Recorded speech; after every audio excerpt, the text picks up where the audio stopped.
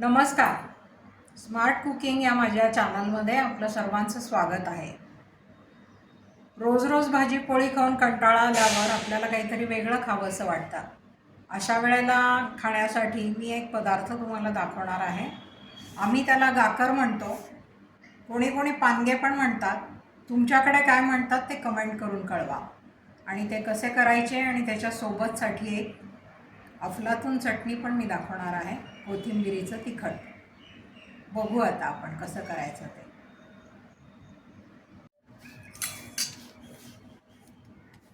रव्यामध्ये आपण थोडेसे ओवा, थोडे जिरे, मीठ आणि तेल घालून घेतलं आहे.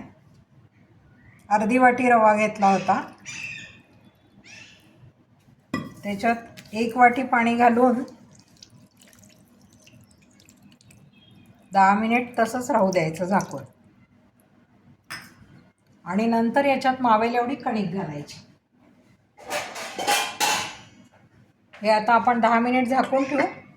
10 मिनिटाने मग याच्यात मावेल एवढी कणिक घालू. हा रवा आता आपला भिजला आहे. 10 मिनिटं झाले होते याला भिजवून. आता याच्यात जेवढी मावेल ना तेवढी आपण कणिक घालू.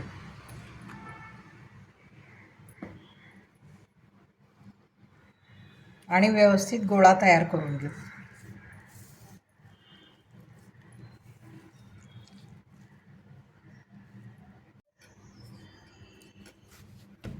हा आपला गोळा तयार झाला आहे. याला पण थोडंसं तेल लावून घेऊ.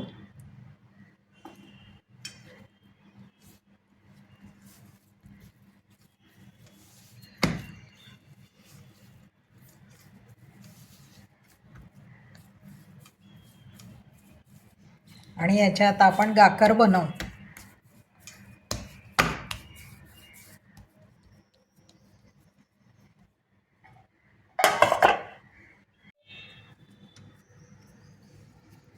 याचे असे आपण 3 गोळे तयार करून घेतले आणि ते जरा जाडच लाटायचे मध्ये तेल लावून. याला पीठ लावायची गरज नसते कारण भरपूर तेल टाकलेलं आहे ना आपण, त्याच्यामुळे.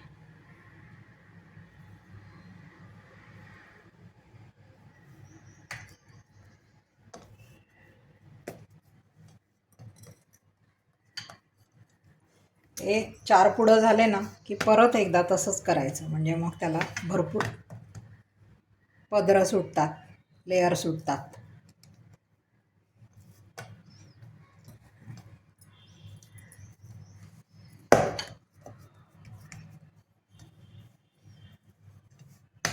आता त्रिकोणी, गोल, चौकोनी आपल्या मुलांना जसं आवडेल त्या आकारात लाटायचं. जरा जाडच ठेवायचं आहे आणि तापलेल्या तव्यावर टाकून द्यायचं. हे जाड असल्याने याला शेकण्याची जरा जास्त काळजी घ्यावी लागते. ते आतनं सगळं शिजलं पाहिजे म्हणून याला झाकण लावून आपण 5 मिनिट थांबायचं. आता बघू आपण झाकण काढून. हां, असं फुललं पाहिजे ते, म्हणजे आतनं शिजतं चांगलं.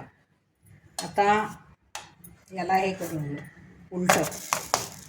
एका साईडने झालं आहे, दुसऱ्या साईडने पण होईल ते. त्याला चांगलं तूप लावायचं.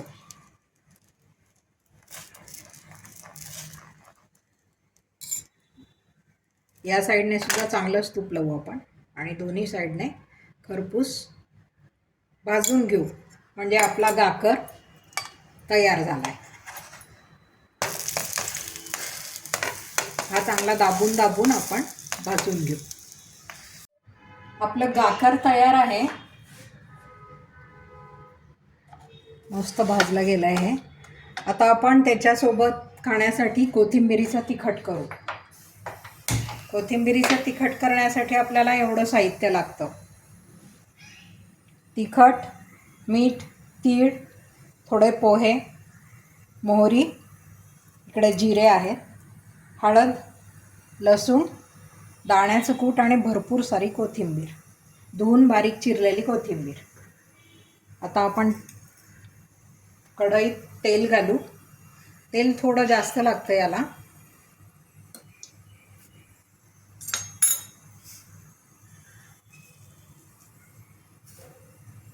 मोहऱ्या पण जास्त घालायच्या.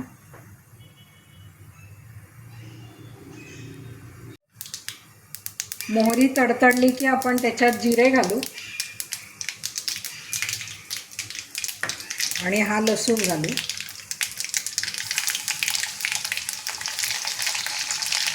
हा कुरकुरीत होईपर्यंत थांबू.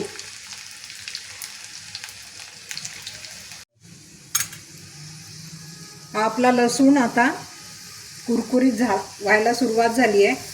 त्याच्यात आपण थोडे तीळ टाकू. तिळामुळे खूप छान खमंग होते ही चटणी. ते तडतडले की थोडे पोहे टाकू. पोह्यांमुळे खूप कुरकुरीत होते. आता हे पोहे तीळ सगळं असं कुरकुरीत होईपर्यंत परतत राहू आणि त्याच्यानंतर आपण कोथिंबीर टाकू. आणि ही धुतलेली कोथिंबीरसुद्धा कुरकुरीत झाली पाहिजे इतका वेळ परतू. त्याला थोडा परतायला वेळ लागतो, पण त्याची टेस्ट खूप जास्त छान असते. त्याच्यामुळे एवढी मेहनत घेणं काही वाईट नाही. आता आपण ही कोथिंबीर टाकू आणि ही कोथिंबीर चांगली कुरकुरीत होईपर्यंत आपल्याला हे हलवायचं आहे.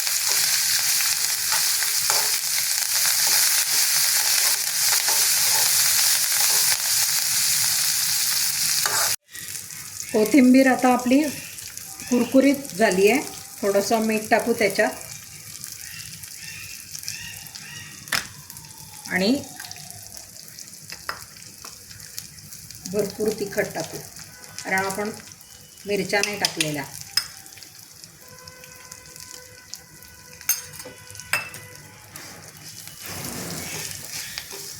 तिखट थोडंसं हे झालं की लगेच दाण्याचं कूट टाकू. दाण्याचं कूट मात्र वाटीभर टाकलं आहे, कारण तिखट नको लागायला ना म्हणून. 8 दिवस राहते ही चटणी अशी बाहेरसुद्धा. अतिशय खमंग चवीचं हे कोथिंबिरीचं तिखट. तुम्ही नक्की करून बघा. तुमच्या घरातलं पण असंच फेवरेट होईल सगळ्यांचं. आमच्या घरात तर ते खूप फेवरेट आहे. हां, झालं. आता आपण गॅस बंद करू. हे आपले कोथिंबिरीचं तिखट तयार आहे. हे बघा, आपलं गाकर तयार आहे. किती मस्त पूड सुटला आहे बघा त्याला. त्याच्यात असं भरपूर तूप टाकायचं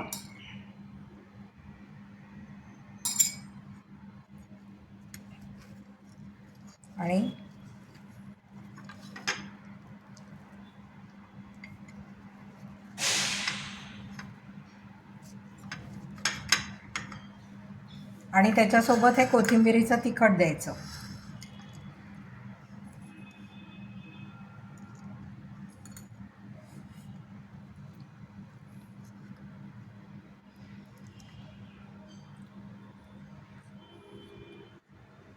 अप्रतिम चवीचा हा पदार्थ तुम्ही नक्की करून बघा.